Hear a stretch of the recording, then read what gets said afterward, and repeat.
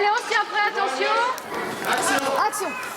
C'est le début d'une série pour la télévision. 66 jours de tournage prévus dans toute la région. Aujourd'hui, le décor est une école du 13e arrondissement de Paris, louée à la journée.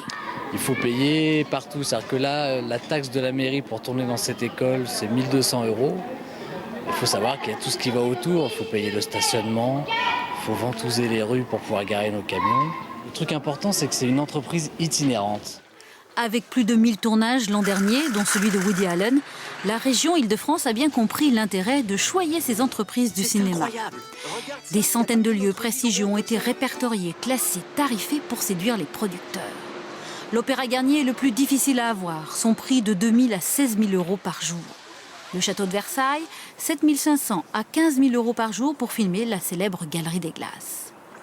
Le Louvre de Belphégor et Adèle Blanc-Sec coûte entre 8 000 et 16 000 €.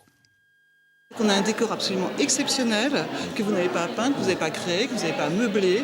Vous avez des équipes à votre disposition extrêmement mobilisées. Très prisée, la Tour Eiffel est gratuite la journée seulement. Mais cette vue extraordinaire de la Cité de l'Architecture a un prix, entre 800 et 16 000 €. Tout se négocie, gare, église, ministère, aéroport, de 5 800 à 11 000 € pour filmer Roissy. Et puis, il y a cette petite porte du métro parisien, juste à côté d'une station ouverte au public. Donc c'est ici.